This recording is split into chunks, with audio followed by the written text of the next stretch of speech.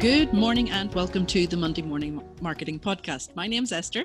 And my name's Melanie. And today we're talking about cookies. No, not the chocolate chip ones, unfortunately, but the ones you find online. And we have a very special guest joining us today. We have Michelle McLoughlin, Solicitor. Welcome, Michelle.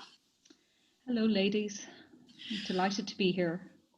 Welcome. And finally, we've been able to get online. There's been a lot of problems happening right now, and I'm sure most of it is down to compliance and a lot of things. So, Michelle, why cookies? Why are cookies so important? They're so important because there's a whole load of rules and regulations around them, and possibly why they've become really important at the moment is because the Data Protection Commissioner has issued new guidelines as to what they believe the standard is that businesses need to come to. So last autumn, the Irish regulator did what they called was a sweep of different websites just to check how compliant businesses were with their cookie policies. So probably for all of us, we're probably well aware when we go onto a site for the first time, usually this pop-up banner pops up on screen. And I think a lot of us probably don't read it, and all you can see is there's usually an accept button, and either you ignore it completely and keep scrolling, or you might click the accept button. And that's, I suppose, maybe the only prompt we have that perhaps there are some cookies on that website. And either curiosity, we might read them, or usually we're so busy we probably just keep going with our use of the site and never think about them again. Yeah, because there are some cookies that would, potentially steal some of your information, right? I mean, we have to be careful about what we accept. Absolutely. And I think it is perhaps that if you possibly stood back, you might be really surprised about how much information you're actually sharing while you're on somebody's device, and be that website, an app, or even maybe at the house now. Think of all the things that we have in our household that are connected to the Internet of Things. So maybe you've bought a new toy for a child, an interactive. How many cookies are on that? What's that tracking? And there's been lots of research, and you often see online all of these stories of when somebody looks in the back end, they're amazed about, if you've got an electronic kettle, for example, that it records how many cups of tea or how much water you do per day. And of course, somebody somewhere is reading that information or collating it and using it for a purpose. And I suppose it's really interesting from one, what are they doing with all of that information? Yeah. And all of us as marketers, we would love to know, why do people visit us, so that we can learn from it and improve ourselves. So cookies are good for the business owner. And again, there's no rule to say you can't have cookies. There's just rules about how transparent you are being with the public, and hopefully they're happy to have them on it and they'll accept them, and everybody will go about their business. Yeah, because one of the annoying things about going online is the pop-up banners and the pop-ups that say, do you accept, do you accept, do you accept? And it's just constant. And sometimes you just get to the point where you're like, oh, stop sending me these pop-ups. And yes, you just accept because you're sick of looking at them. Are there any that we should be really conscious of? There are, absolutely. The whole purpose of having the pop-up banner is to draw our attention to the fact that there are going to be cookies, or that the business owner or web owner would like to place some cookies on our site. So effectively, what a cookie is doing is either it's going to store some information on your device to track your using, what you're doing on it, what pages you're looking at, how long you're hovering on pages, or what it is it's trying to gain some information and capture it from your device and pull it up into the cloud for their use elsewhere. Again, there are the strictly necessary cookies on the site, which are, an example would be, you want to buy a product online. It's the magic that works when you click on the product and it automatically gets into the online shopping basket. They're what I call the good functional cookies, but there are also the tracking cookies. So again, an awful lot of us would have an analytics cookie on our site. So we want to know how many people have visited us, what was the top page, what did they open on site. That would be an analytics cookie. Yeah. So in order for that to be on your site or to be working on your site, you need the user to click the accept button on it. Is Then that the there's Google Analytics button? yes, that would be one of the examples of a lot of us would use Google Analytics to look at the analysis of our site. What's the top performing site? What's working? What do people like? But to have that working, it automatically should not be running, and it should only start working when the person clicks accept, when that pop-up banner happens. And also it's here about, as part of the cookie policies, when we click on, usually at the pop-up banner, you usually see accept or read more. When you click on read more, it's meant to pop up all the information. So if you wanted to have the time, you could look and see what are all the different cookies that are on our site, what are they doing, and how long are they going to be saved on our device. And this is where cookies, it's all about being transparent. Yes, you have the entitlement to put them there, but in order for them to, I suppose what I call the language, to fire, an example here might be Facebook Pixel as well, you're waiting for the consent. You want to click the accept button. And also what you're meant to be doing is you're meant to give a choice to them. So you could say, yes, I'm happy to have Google Analytics watching me, but no, I don't want your marketing tracking cookies to be following me. And you can say yes, no to them as you feel like it. So it's giving back control to the user is what's meant to be happening on our devices. Yeah, because there's a lot of times that I would see like a different color button to accept or to decline.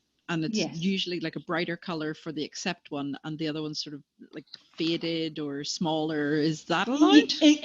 Not really, no, because the guidelines now have made it clear that you cannot nudge a user to accept one preference over the other. So we're meant to give equal prominence. So probably going forward, you'll see a button that either says accept or reject, both of equal size and standing. Or you might see a situation where you'll have, at the moment, you'll have accept or further information, read more, learn more. But no, you can't have the one, again, you'd see a lot at the moment, okay, got it, or I understand, or even happy to have the cookies, even if they're not edible type of jokey banners as well. But exactly, they're unfortunately going forward, yes, we have a little giggle when we see them, but they're sort of not compliant, no, unfortunately for us all. I've got a good one. Click here for weight loss cookies. Fantastic. And probably by the time you've read all the cookies in the cookie policy, you might have lost weight or got worried absolutely from it.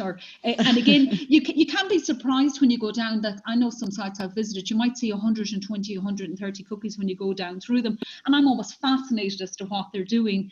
And yeah, again, and there's all these other things available to you. So again, you can say yes, and by clicking accept to them all, do you know what you've said yes to? And I think that's been the fundamental issue here. And I think, as you're right, where most of us, they're just an annoyance for us, and we just click accept. And then we get surprised when we get all these targeted advertisements following us, and we're wondering where did they find us? And you're going, well, actually, you clicked on accept. So you gave them the permission. And I think it was people, sometimes you don't know what you're saying yes to. And here it is an option as to whether you want to have a look at it or not. So I think the future is going to change for all of those sites. There's going to be way more information for us to have a read of. And this is completely different to GDPR. This applies where you have to have the yes, whether it is personal information or just analytical and anonymous information. The same rules are going to apply. Wow, so that really opens up the field for everybody to have to read through the cookies in a more elaborate way, rather than just going, whatever. Well, you can say, yeah, it's your choice. It's given it to the public. Read them or not read them. The information is available for you to read. But the accept button is there. You can say accept or reject. You get to decide whether or not to read. One of the other new items that I saw in the guidelines is, if somebody has said an accept on your site, you have to have an automatic prompter that within 6 months you go back and ask them to say yes again. So you can't just say, I got an accept 4 years ago from them. That's fine. I still have their consent. So that's going to be new as well. And then we have every 6 months.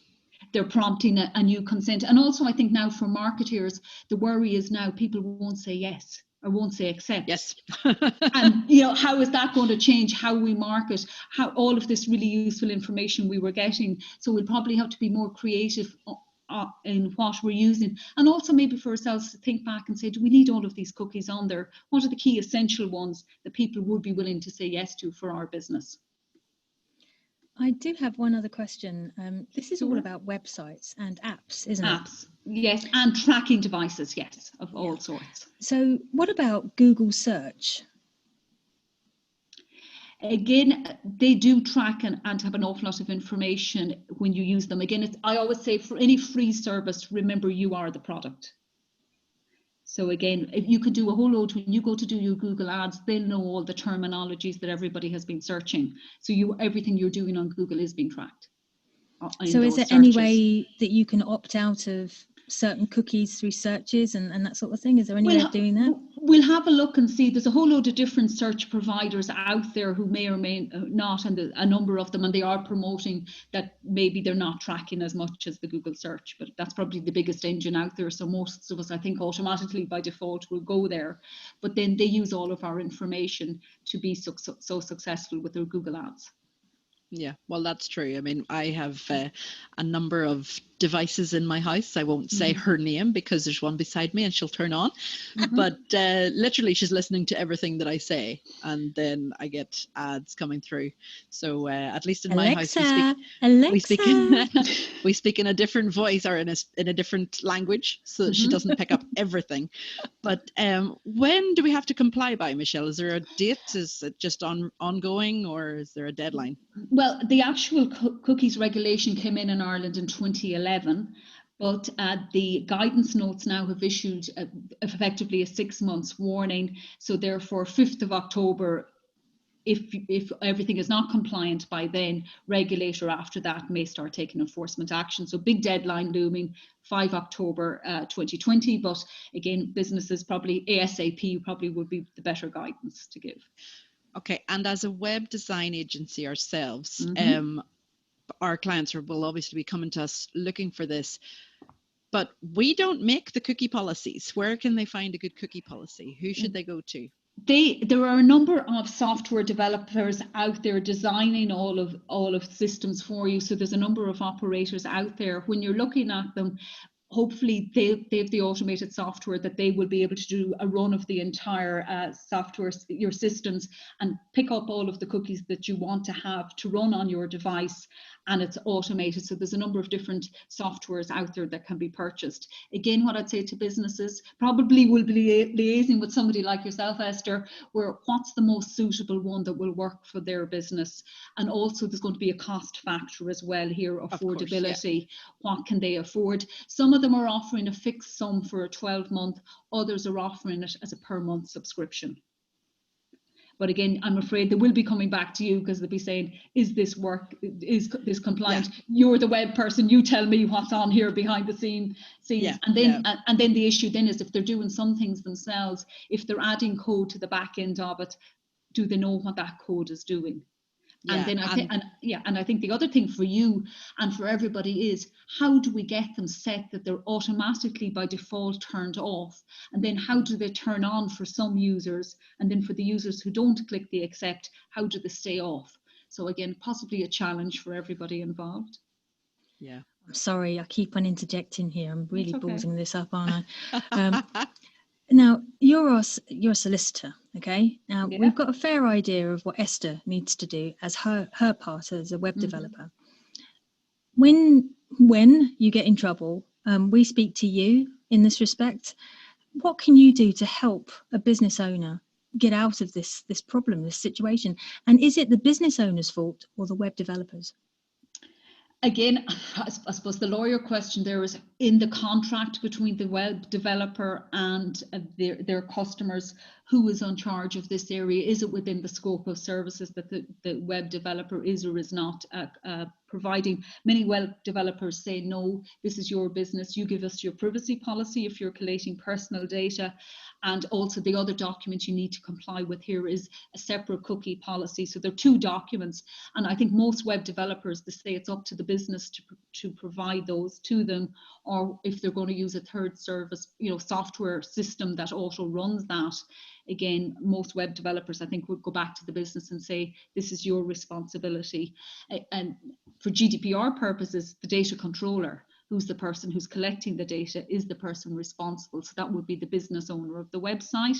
And then for some of these cookies, particularly what I call the third-party ones, like example, there would be the Google Analytics or maybe the Facebook Pixel, because you're placing those on your website and that information is going to a third party, you're a joint controller with those bigger players for that information as well. So I'm not too sure if that's helpful or not for you there, but the business owner ultimately has to take responsibility because they're collecting the information and they own it. So it's well, thank you for that. I didn't mean to be controversial there, but that's okay. I just wanted to know. No.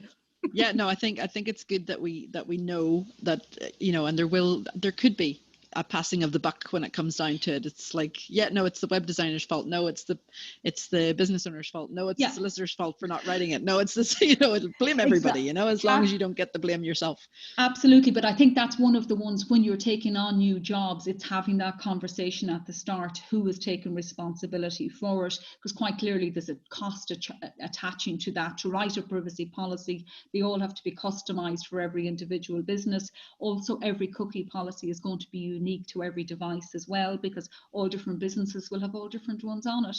So somebody's going to have to do it. Yeah. And on the scary part then, what is the enforcement action that they could take? We're talking Ireland here, but obviously we have listeners from all over the world. Mm-hmm. What if they have people from Ireland going onto their website? So they also in relation, for GDPR purposes, the GDPR rules, and this would be in relation to the consent threshold, particularly here if it's tracking personal data, anything that can identify an individual, GDPR rules would apply. So yes, if you're encouraging or want customers from Ireland to be on your site, you comply with the GDPR thresholds. And we know there's scary fines there if you get things wrong. But in particular, in relation to cookies, this is the e-privacy legislation. There are fines for that as well under, unfortunately, Irish legislation. Scary. And there's criminal stuff as well. And it's also offences and stuff. So, but yeah, we won't even go there today. No, we'll save that one for another day. Thank you very much for joining us today, Michelle. I don't know about all of you, but I'm hungry now after all that talk about cookies. Absolutely. Chocolate chip all the way, I think. Yeah, definitely. Well, thanks so much for speaking to us today. Absolutely fascinating. I'm so glad that you came along and imparted your knowledge today. Some excellent questions posed by Esther, and I didn't think they were too bad from me. And hopefully you can come back to us next week and hear our next podcast. And do try and find us on our social media. We're pretty much everywhere. And do visit the website. Thanks very much, guys. Talk to you again. Bye-bye. Bye.